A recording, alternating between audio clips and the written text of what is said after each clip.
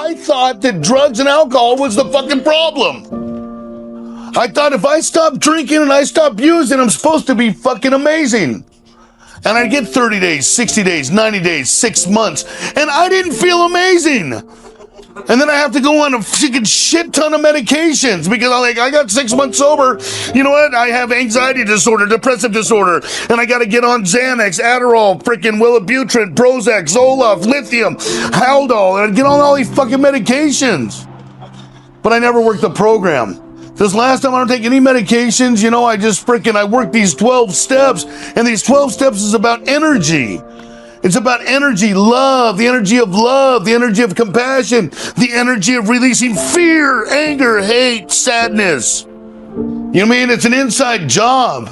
I promise you these fucking 12 steps work if you work it to the best of your ability, and you will transform. I promise. It has worked for millions of people around the millions. You think you're different than those millions of people that have done it? Please. You know, if you're tired of feeling fucking sad, lonely, scared, afraid, do something different and do what we do, and I promise you, you will build gratitude in your life. Welcome back to the Living Proof Recovery Podcast. Another episode. We are your hosts, Brian and Evan, joined by Joe tonight. So we just played that video, and we figured we would react, kind of give our thoughts, our experiences on, you know, how that's came true in our life, you know. So we'll just kick it off with whatever you guys got. My first sponsor, I remember he used to say all the time, he was on anxiety medicine, right? All the time. He'd be like, I used to be on anxiety medicine, but I'm not anymore. And I'm like, cool. You know, or there's a lot of people who would be like, yeah, I used to be on this, I used to be on this, I used to be on this, I used to be on this. And for a long time, I thought it was they used to be on this shit, but they can't take it anymore because they're practicing abstinence, right? Okay. I didn't know they weren't taking this shit anymore because the program does all that for their lives. And once I started working the program and I realized, hey, they just don't need it. Mm-hmm. It blew my mind. You know what I mean? Like, you're telling me that you've suffered from this illness your whole life and now you're doing something different and it's working? And it's crazy.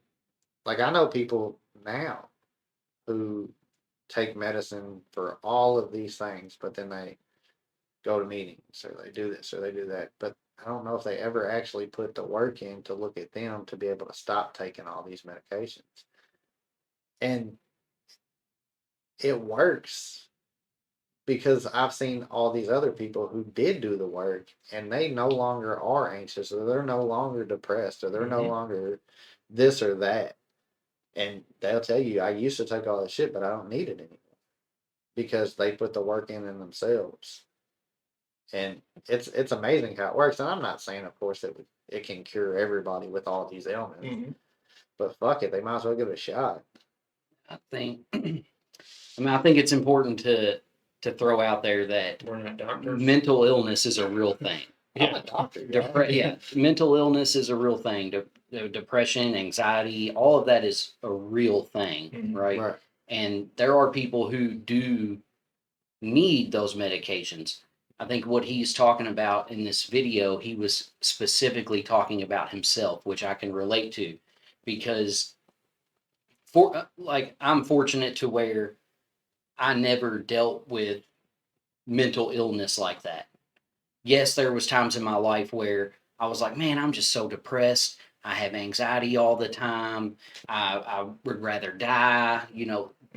But for me, I feel like I relate more to along the lines of what he was saying, is in when I would try to get sober and I would just remove at that time what I believed the problem was just drugs. I have a problem with drugs and alcohol, and I would remove those from my life.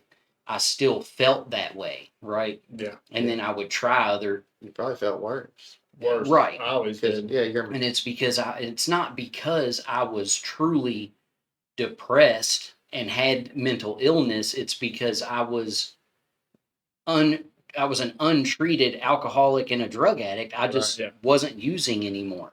Right. So he tried all these different methods and went to the doctor and just got put on different medications and tried not to drink anymore. Yeah.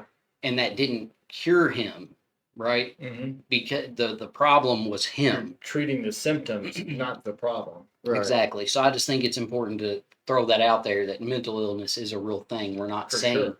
we're not saying that there's Yeah. not people in AA or NA or in recovery in general that don't really deal with those things, because Right. there are. Right. But so like depression is probably, or antidepressants are probably the number one prescribed medication in the world. Right. Right. And I think that's because a They're lot of overprescribed. they Right. are. And I Well- think a lot of people do believe, I think there's a lot of people out there who, when they get sober, because I know for me at a treatment center, several treatment centers I've went through, they automatically tried to prescribe me all these Yeah. things while I was there, Yeah. Right. right? Right. Like my last treatment experience I went through. They tried to prescribe me all kinds of stuff while I was there. Well, let's get you on something for your anxiety and your depression. And I'm like, no one's even diagnosed me with Right. this Of stuff. course I'm anxious. I've just burned my life down Exactly. and I'm in a Right. treatment How the center. fuck am I going to read And- it? exactly. So Right. I personally was like, let's not. Right. Do It's a that. probably Yeah. good choice. So I didn't take any of these prescriptions that they were trying to give me for this stuff. Mhm. I Right. didn't take any of that. And I just did the work instead. Right. And the promises do come true. Right. But I do know people directly in my life that do struggle with mental illness, Right. and they do need medication even Mhm. at years sober, because they have some form of that, Right. I think they're hugely overprescribed, whether it's for anxiety, depression, because now, like you said, it doesn't mean that there aren't people that need it, Mhm. because there are, obviously, right? Yeah. But there's a big difference between I'm depressed and I have clinical depression. Right. Yes. Right. Right. Huge Yes. fucking difference, right? It- But they look the same to someone who's just gotten sober.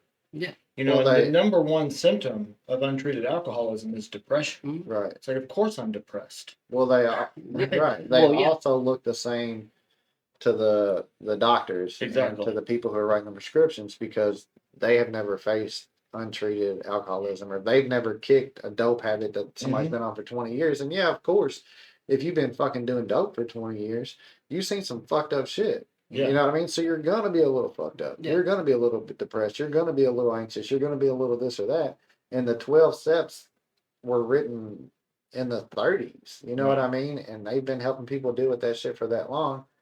But as far as like the medical field part of it, you know what I mean? The medical field answer for everything is more drugs. Mm-hmm. So I mean, then you get all these prescriptions, and I think what dude was saying is none of the he took all of these for all of these symptoms, which I'm not saying these symptoms aren't real either. You know what I Yeah, mean? But yeah. he took all of this stuff for all of these symptoms when he found that the answer was in the 12 steps, and that he could work through all his shit without all this bullshit. Yeah. Yeah, so a lot of mental illness, or symptoms, I guess I should say, of untreated alcoholism look like mental illness, Right. Mhm. right? And I've personally done that, Yeah. to where I've been on, I don't know, 5 or 6 different anti-anxiety medications, 5 or 6 different antidepressants, like all these different mood stabilizers, like all these different things from like age 18 to like 40, Right.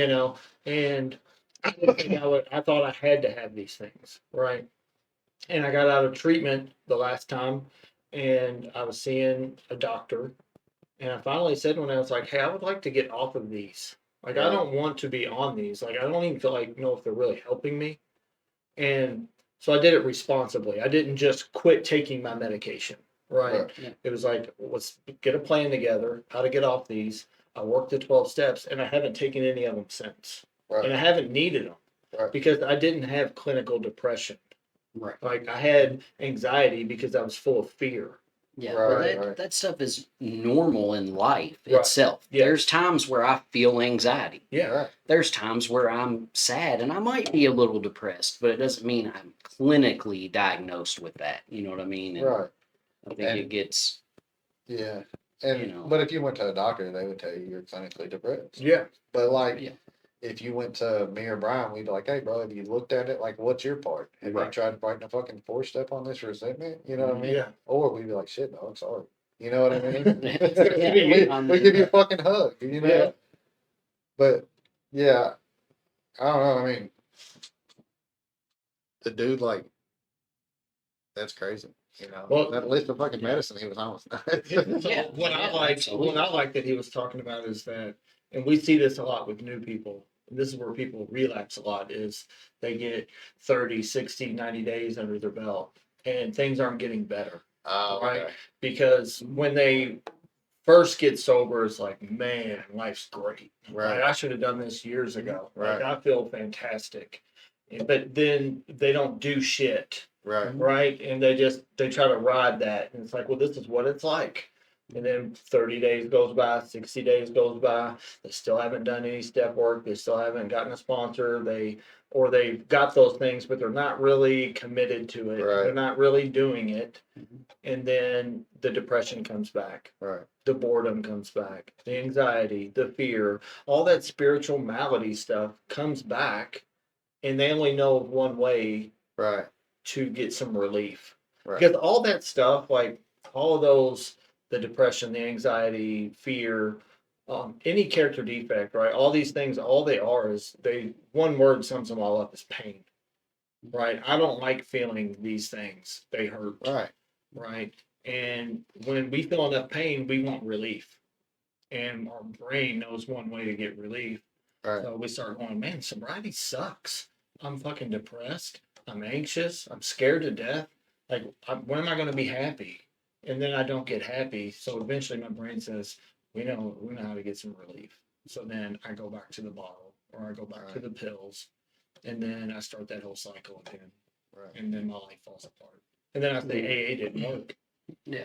You know? You know, it's like he said, this is an internal job, Mm-hmm. right? That's what he was getting at. That, and I know for me, it was an internal job.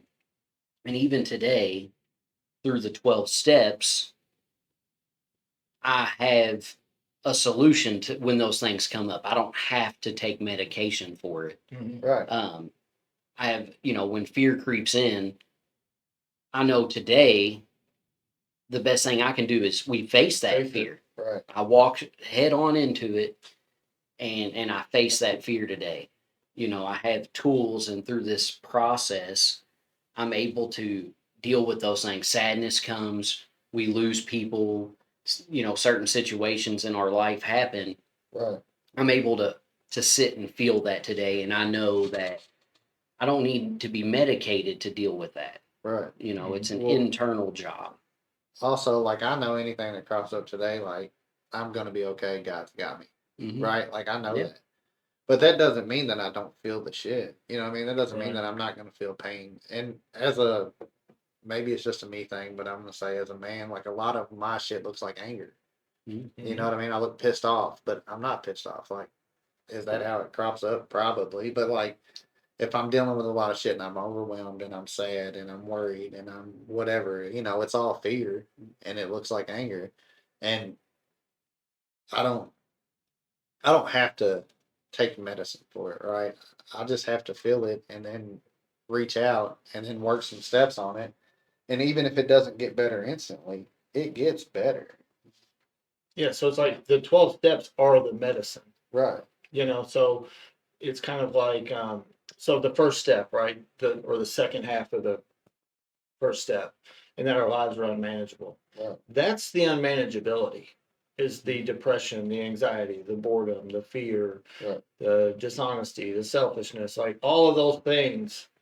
I can't manage to stay away from a drink because of those things, the internal Right. stuff going on that he was talking about. So the internal battle is what the unmanageability is all about, right? Because it's not the fact that I'm homeless, that I got divorced, Right. or that I lost my job, or that I'm broke. It's none of those things, because if I fix all them things, my life is still going to be unmanageable, right? Because so that's not, all those things are all external, right? Those are all circumstances. That's all the shit that looks good on paper, you know what I mean? Yeah, it's easy to point fingers at that kind of stuff. Right. It's easy to say, well, I mean, fuck, look at my job.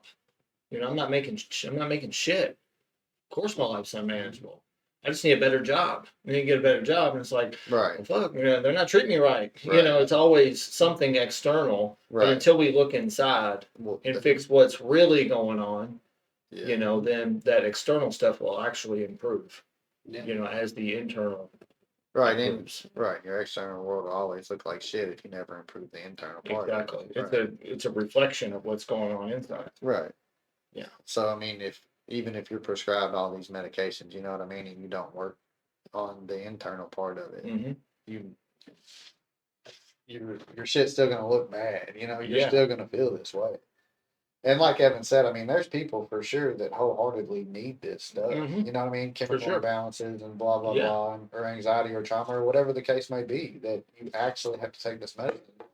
And by no means am I saying you shouldn't. You know what I Right. mean?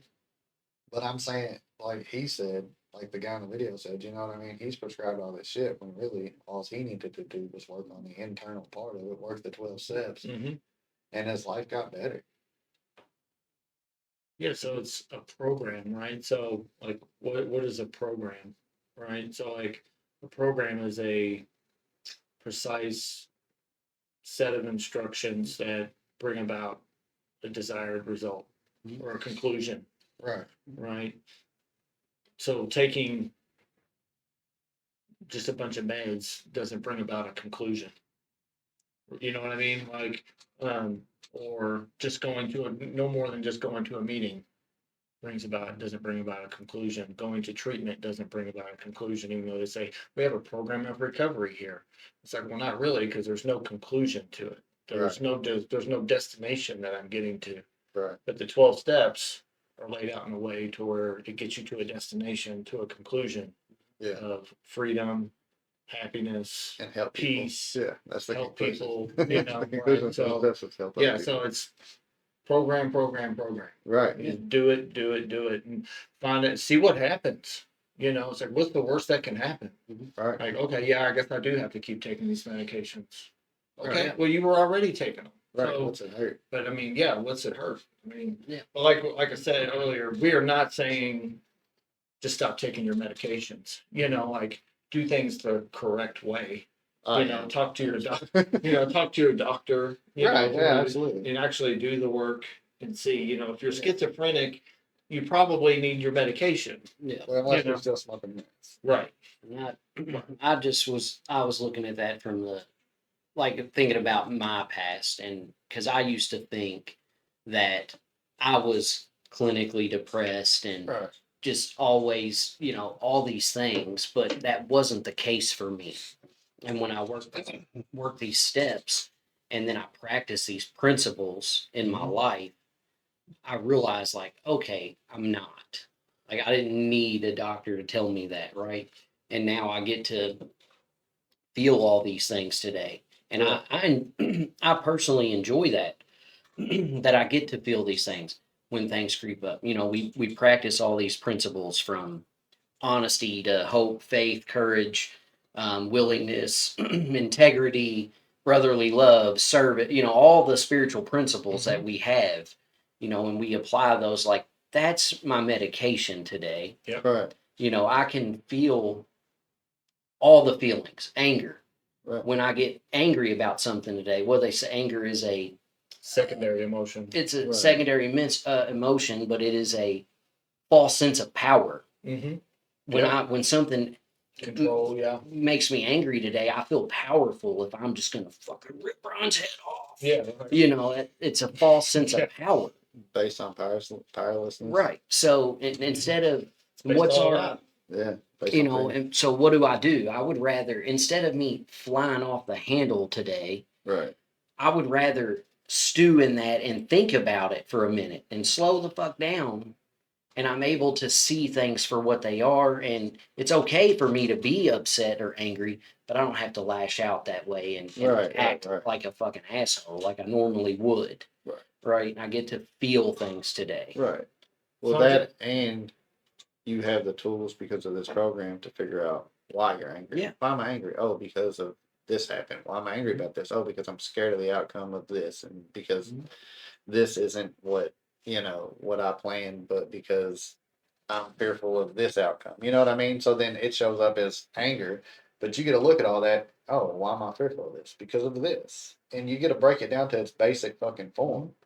So that's perfect that you said that, because it comes down to really like two of the principles that like we have to have, right? And one of them is honesty, and one of them is willingness, right? Right. So I have to be willing to look. Why am I doing this? Why am I feeling this way?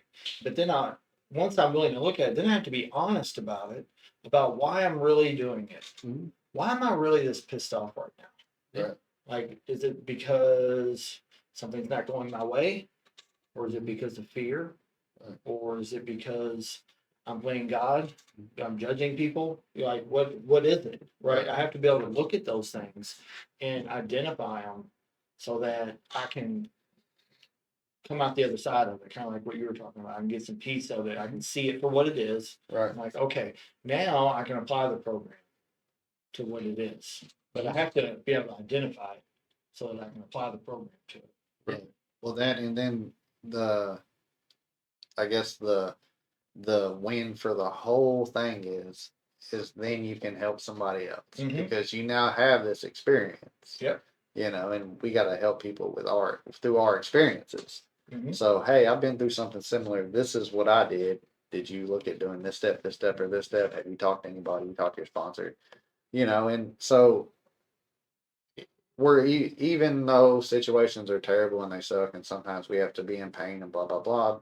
At the end of it, we're rewarded because we get to help other people, with the same bullshit. Yeah, and a lot of those medications too that people get prescribed lead them back to using.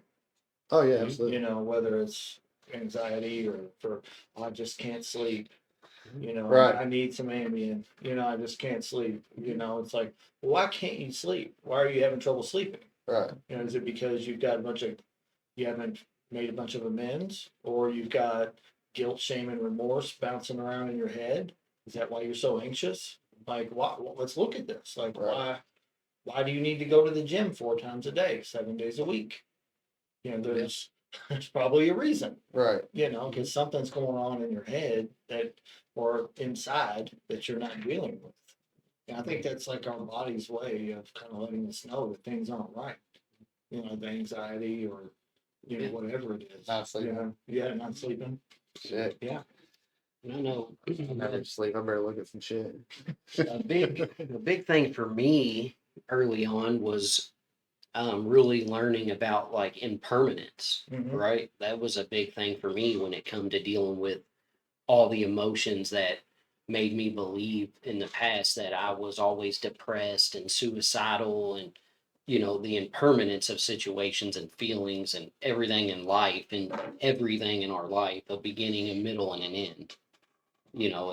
That learning about that really helped me in the beginning of this go around of getting sober.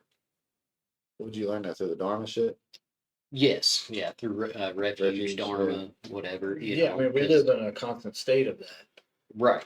And, Right. and it's real easy for us to catch a resentment over something and then we just let it fucking eat us forever. Right, You know right, what I right. mean? When Yeah. in reality, like, Not that big. it's not that big of a deal. It's usually petty. Right. Right. Yeah. Well, it's like the whole saying, this too shall pass. Like, how many Mhm. times have you walked into a fucking meeting and read that, or somebody said it, or you're like, yeah, whatever, because you just want to be pissed off. But if you chalk it up to this, whether it's good, bad, mediocre, whatever, nothing's permanent. This too shall pass. You Yeah. know what I mean? And that's just life. That's just how it Yeah. is. And And that's true with the good times too. right, absolutely. Like, we've got to enjoy the good times while we're having them, Yeah. and not just try to control them and cling on to them. Same thing with the bad things. It's like, okay, just get through it. Yeah. Let's just ride it out. Right. And It's about not getting too low, but not getting too high. Right, you got to find that. Not physically high. Right. Right. Emotionally high. Right. It's about finding that happy medium of all the feelings, good and bad. Right, and being able to deal with them on an even plane. Because even the good feelings, we can get too high on Oh them. yeah, for sure. And then when it doesn't last forever like we want it to, I'm Right. pissed. and we can go right back And you're to, disappointed, yeah. you know, Mm-hmm. so Yeah, so I lost my train of thought. I do this all the time, man. Well, all the time. I think the flip side of this whole thing, right? How this guy was talking about he got sober and they put him on all these medications. All right. Somebody told me that most people who abuse opiates abuse it was a large number abuse opiates because of trauma, right? Like this was a statistic that they read in some kind of medical book or journal or some shit. So if that's taught to everybody who's treating opioid addicts, you know what I mean? Then they're gonna be like, oh, they're traumatized. They must need medication to deal with trauma. But then the 12 steps teaches us how to deal with trauma. You know what I Mhm. mean? How do we deal with the past? Well, we look at it and we work on it. And what was our part in it? You know? Yeah. And it's our part always pretty? No, it's our part always 100% like we were full fledged balls deep into this problem? No. Right. Some of our parts is we were just there. You know what I mean? Carrying a resentment around. Right. Or we're just carrying this trauma and pain with us forever when we didn't need to. Yeah. But yeah, so like, you know, if you're self medicating and that's how that's how these doctors or whoever treatment centers or whoever are taught, hey, they're doing this based on this, so maybe they need this medication to level them out. Mhm. And it seems like the whole treatment industry today is more or less, this is my opinion, I'm not a fucking expert, it seems like more or less that it's trying to get away from like the whole, I'm not saying get away from, but like more toward prescribing medications to help people Manage. manage or whatever to manage their addiction, right? And I'm not saying they don't say, hey, go to recover or go to some kind of a treatment, 12-step program and work that. But I think a lot of the times more medications pushed than 12-step programs. And, Well, I think there's a lot of things out there that are disguised as recovery that aren't recovery. Yeah. And I think a lot of that gets pushed on people in treatment. It's like, and it's all good. Like, it's not like bad things, right? Right. So, and what I mean by that is like, we have a lot of middle of the road type things that we tell people. that leads into the difference between like being sober or in true healing. Right. Right. Okay. Exactly. So it's like we go into a treatment center and it's like, oh, they tell me to do, well, they treat it, it almost gets treated now like it's a behavioral problem. So we got to fix your behaviors. Right. Right. But it's not a behavioral problem. It's either a disease or it's a behavior problem. Right. So if it's a behavior problem, then it's not a disease. Right. Right. So if we're treating behaviors, that's not, the behavior isn't the problem. The Right. thinking is the problem. Right. Right. Yeah. The disease is the problem. Right. So we come out of there thinking, well, I just need to be more grateful. Right. Or I just need to avoid, I need to stay away from people, places, and things. I just need to talk about it. Right. But those things aren't bad. Right. You need to do all of those things. Right. Those things aren't bad, but those don't treat it. No. You're Right. Like, so that's kind of where we kind of run into a problem is, especially early in recovery when he was talking about 30, 60, 90 days. Yeah. That's the go-to is I'm 60 days sober and I feel like shit, Right. and so I need to talk about it. But it stops there. Like, I don't think we have a step that's like, says like, let's talk about it. It's all about doing it. It's all about action. It's all about, Right. it's a program of action. It's not a program of talking. Well, the fifth step we talk about it. We talk about it, but you're about to hear some shit you don't want to hear too. Yeah, but we talk about it and we analyze it and then we take that and then we do something with it. Right. So we follow that talking up with action. Action, absolutely. Right. Yeah. So, and I think that gets lost Yeah. sometimes, because it's not part of the curriculum Right. or whatever. And I'm not bashing treatment centers. No, we fucking need them for sure. But, that's not what I mean by that. But it's I think that's what I see a lot of people in early recovery. It's like, well, I'm doing everything they taught me in treatment. I'm coloring. Right. I'm knitting. Right. I'm sewing. I'm staying. I'm just trying to stay busy, and those are all good things. Like stay busy, right? Right. But that's not going to make this thing stop by Right. staying busy. Right. It's just not, because that's not doing anything with the internal. Yeah. It's just, That's what you got to fix. yeah. Yeah. So. And so, like, what about the promises? Mhm. Like fear of people, Economic. insecurities, all the promises we talk about, right? Right. Fear of people typically leads to anxiety, Right. right? Yeah. And economic insecurity leads to anxiety Yeah. and sometimes can make us depressed. Right. You know what I mean? And all Yeah. those type of things. But all these promises, they come true, Right. right? Absolutely. Doesn't mean that fear, for example, fear of people. All right. I don't like fucking standing up in a room talking in front of a bunch of people. I'm terrified of what they're saying about me, what they're thinking about me. Mhm. Like that causes me to have anxiety. Right. So like as far as like the promises go, how we talk about, well, the fear of people is going to leave you. That I believe it's true and it's different for everyone.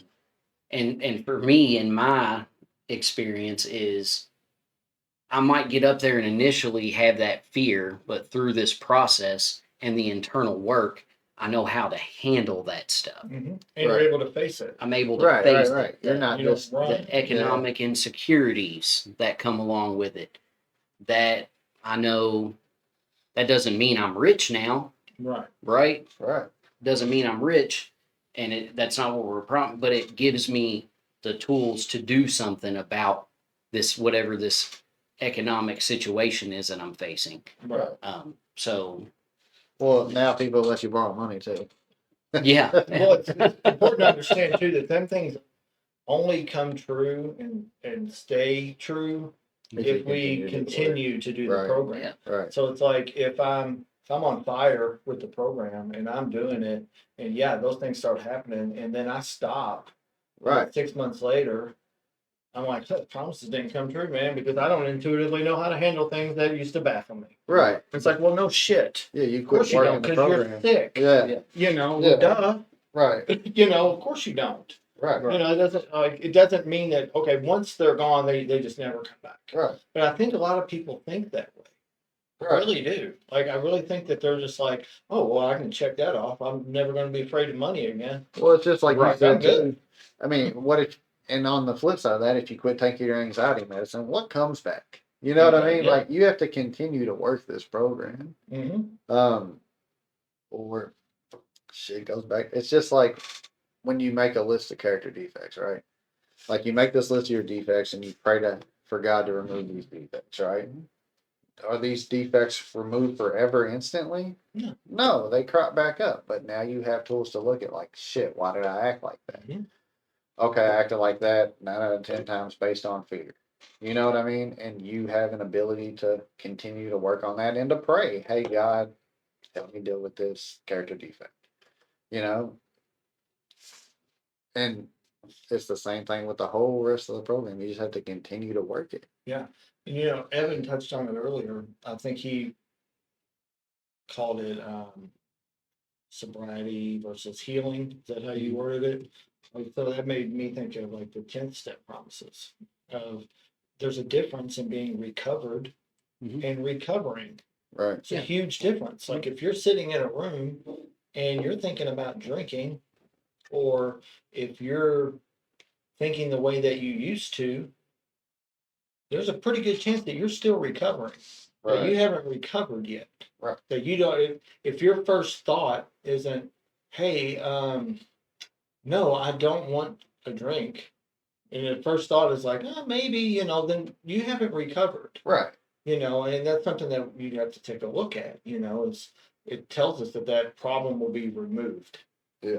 And I mean, there's so many promises in that book. There's so Right. many warnings too. Right. That's something that we don't talk about a lot. Like, hey, but if you don't do this, there's a really good one in the 5th step. It says, if you skip this step, you will drink again. Yeah. That's a promise. Right. Right. It's just a negative one, Right. but it's a promise. Yeah. You know, Because you don't work with others, Yeah. you will drink again. and you know, I was listening to another video earlier this morning where they were actually talking about that too, because like the definition of sobriety, Mhm. right, is the state of being not drunk or affected by alcohol, or the practice of no longer drinking alcohol or taking drugs. That's the definition Mhm. of sobriety. Right. But when you have recovered, that's where you are doing the true healing, Yeah. right? Yeah. That's the difference there. Because you know, it had me thinking, because there was a guy on this video, I don't remember his name or who he is, but he said getting sober is the easiest thing in the world, Staying sober is pretty hard. is what he was saying. He, you know, because he was talking about clinically, you have gotten sober at 4 days without yeah. using. It's Right, right, It's out of your system. Right. You're sober now. Right. So how do we get to true healing? Right. Yeah. That's what it was talking about. And it was through the work. That's Right. where we get to true healing. So that makes me think of something. I was up at RAC taking a meeting up there one night. It's been a while ago, but I asked the room, like, who's here to get sober? And of course, all the Everybody. hands Oh, go up, absolutely. right? I was like, well, congratulations, because you've already accomplished that. You're already sober. Right. You can go home. And they were like, what do you know? I'm like, no, you may be here to learn how to live in sobriety, Right. but God's already gotten you sober, dog. Like, you're already sober. Right. Yeah. One guy was like, God didn't get me sober. I was like, really? It's like, have you ever been able to separate yourself from whatever your drug of choice is? And he was like, no. I was like, well, something did, right? Something put you, in spite of yourself, in this place Right. of people that can help you Just separate you. and separated you. So you're already sober. Like, you're not here to get sober. You're already sober. Right. Like, you're trying to learn how to live in sobriety, and you're trying to learn how to experience that God that drug you out of the gutter and brought you here. And that's what the steps do, right? The steps get us in contact with some power. And that's what we need, Yeah. right? We need some power, right? Because Right. that's where I think a lot of us go wrong, and myself included, is logically, I'm thinking, well, I need to get sober, right? So my response to needing to get sober is to not drink, right? Pretty obvious, right? Alcohol is ruining my life. I need to remove alcohol. So what I do is I take steps to remove alcohol. Right. And then now I'm taking over again. And instead of letting God do it for me, I'm doing it. And then I would get drunk again. Right. Instead of, what I need to do is start focusing on how to destruct self, right? Which is that internal stuff. Right. If I work on that and allow God to keep me sober while I'm doing it. Well, like in the doctor's opinions and Bill's story and shit, like how many times did they say they seen people over and over and over to get separated from alcohol? Yeah. I mean, and then once the program came about, right? Once they found this spiritual solution, they said they didn't see them anymore. Once Bill and Bob started reaching out to people, it's, the doctors are like, I don't know what it is, but this spiritual program of action is working. Like, we strongly recommend that you go this route. And it's like when I went to rehab in JDAC back in the day, you know what I mean? They weren't teaching anything except the 12 steps. They were teaching AA. Right. And they weren't saying, hey, get out of here and go to AA. They were saying, get out of here and find a 12-step program that works for you and do the work. And I didn't really listen. Right. I did when I was in there.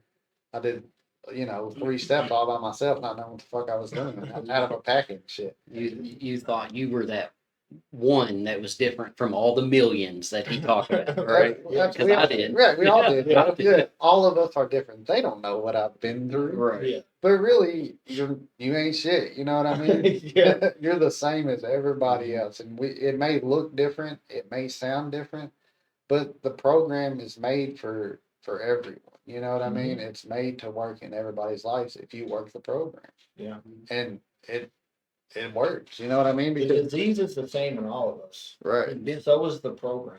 right, The solution's the same.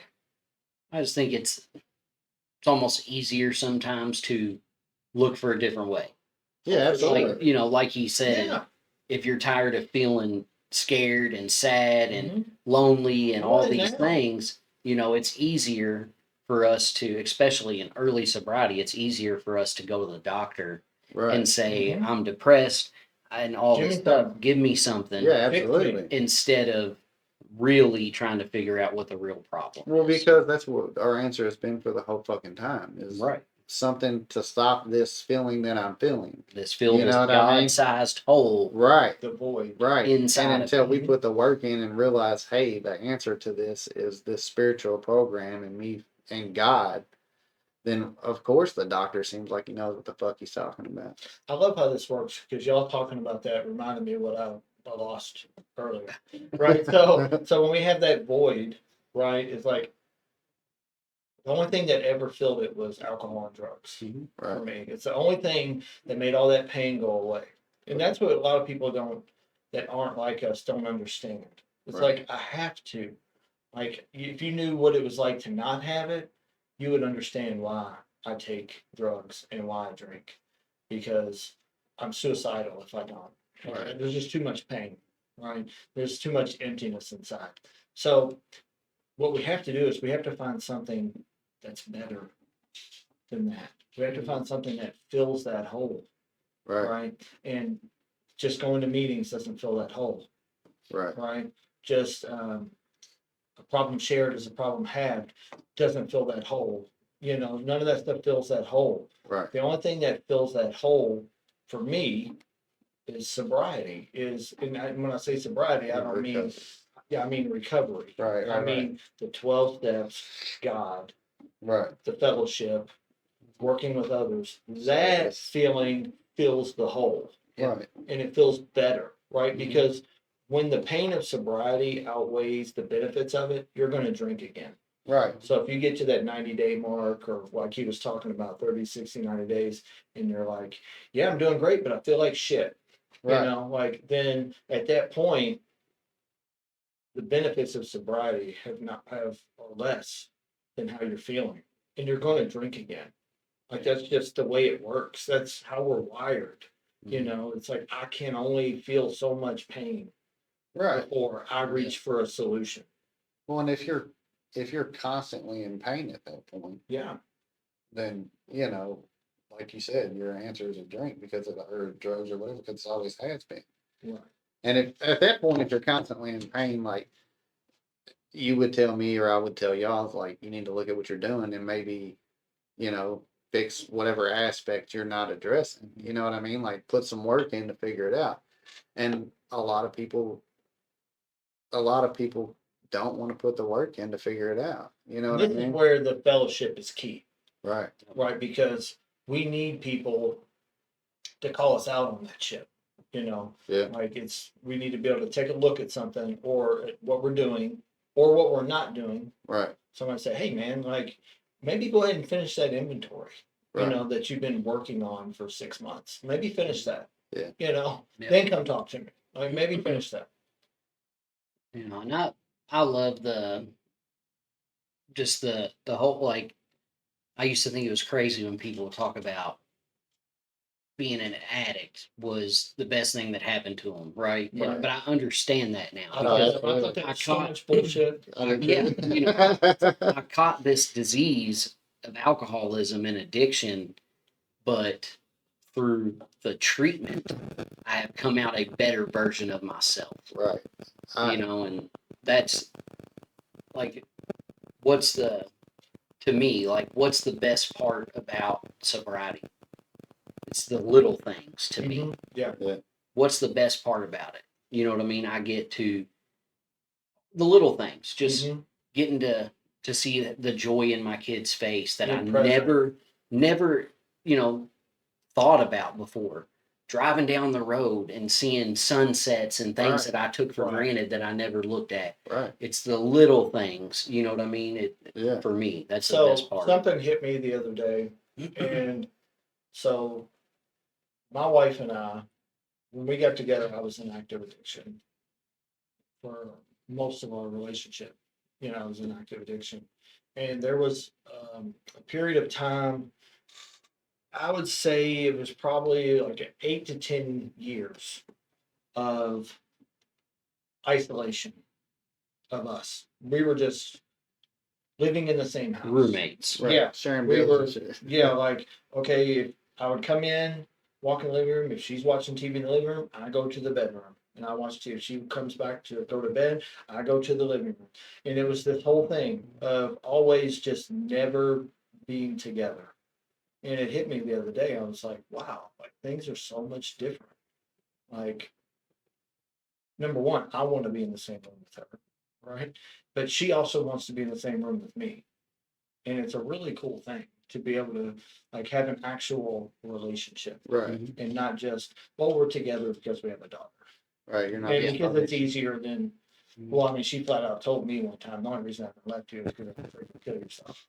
Like, that's what she told me. And I was like, you're probably right. Because I would spiral. Right. Not just because she left, but because I wouldn't have anyone governing my life. Right. You know, I Well, would that just be like, here's all these fears that are about to crop up. that's going to crop up. Yeah. And then also, I'm just going to be like, you know what? I need to pour something on this pain Yep. and all this victimization. And that's what I would have done, Right. you know, but she doesn't have to live with a husband like that anymore. Like, that's an awesome thing. Neither does my daughter. Right. You know, she doesn't have a dad like that. You know, so there's a lot of cool things in sobriety, and I owe it all to just doing the work. It's like we Right. really harp on that on here, Yeah. but it's because it's important and it's so simple. Right. Like, stop trying to do all this exotic, crazy shit. Like, Right. just do the fucking work. Get Yeah. a book, read it with somebody, and do what it says. It's not Yeah. I mean, It's that simple. you're not the only person that harps on it. That guy really felt fucking strongly about it too. Yeah. You know what I mean? He's like, hey, no matter what you throw at it, it did not work for me. I had Right. to do the work. Yeah. I was thinking about something when you were just talking, but the other night I was stressed out, right, about my response to something my son had done. You know, and I was like, shit. So I called Evan and I was like, hey, man, have you ever dealt with this, this, or this? And he's like, you know, man, he's like, yeah. He's like, but that's probably some shit I need to work on too, right? Because we can be real honest with each other Mm-hmm. and I can tell him exactly what's going on. But I realized that I'm lucky to be able to deal with this shit. I'm lucky to be able to be his dad, Mm-hmm. right? Like, is the situation terrible? Like, is the situation shitty that I'm dealing with? Me trying to figure all this stuff out, and it puts more stuff on my plate, and blah blah blah. Yeah, but in the grander scheme of things, I'm lucky to be able to do all this, and I'm able to do all this because of this program. Because without this program, I wouldn't be able to be his dad. You know, I wouldn't be able to just give up and be like, all right, cool, I'm gonna have to call some other people. We're gonna have to figure this shit out. You know what I mean? I would have took pride and Take some ego. humility to do that. Right. It would have just been pride and ego. We're gonna figure this out, or you know, I'm gonna bust your ass, and You you're gonna. got this, Joe. Right. Thanks, dog. You know, I'm gonna teach you not to do this. I can't fucking teach you not to do it because I've never experienced it. I learned that in the program too. You know what I mean? And it's stuff like that that I'm grateful for. It's the little stuff, you know, realizing I I'm not I'm not equipped to do certain things. I can reach out to people and see what they have to say. And hey, maybe I had to reach out to more people to figure out the answer to this problem. Yeah, and eventually you realize that that doesn't make you less of a man. No, It actually not. makes you more of a man, Right. you know? Right. So at the end of the video, he started talking about having some real gratitude, you know, and so that's another thing like that gets preached in a treatment center, right? Is so like every morning we would have community and we'd be like, okay, you have to mention like to write down and mention, I don't know, like 3 or 5 things you're grateful for or whatever. And that's a good practice, right? Because Absolutely. typically a grateful alcoholic is a sober alcoholic, right? So that's a typical, like, that's a good thing. Like, having gratitude is a wonderful thing. But there's a difference between saying I'm grateful for something And feeling good. and showing it, Right. right? Because it's an action word. Like, gratitude is action. It's Right. not just saying I'm grateful for my sobriety. It's like, okay, are you really? Right. If you are, then you will be willing to go to any lengths for it. That you will do these steps. Right. You will call your sponsor. Right. You will help another alcoholic. You will do all of these things if you're truly grateful, right? And those people that have that level of gratitude, they get all the blessings. Right. Like, they see all the things like you were talking about, and they get to experience that stuff because we're putting action in behind all of these things, and they're not just, it's not verbiage, Right. Well, yeah, you're not just saying it. You know what I mean? Yeah. Like, I can tell you a list of things I'm grateful for Right. just off the top of my head because it sounds good. Yeah. Right. But until I actually feel and show that I'm grateful for those things, Yeah. it's just bullshit. It's just like working step one, right? Or And step 3. right, and telling you guys, hey, I'm an alcoholic. Mhm. Because that's what's expected, because that's what I was told. But Yeah. until I wholeheartedly get hit with the facts that, and Mhm. I wholeheartedly feel like, hey, I'm an alcoholic. Nothing I'm gonna do is ever gonna change that. Yeah.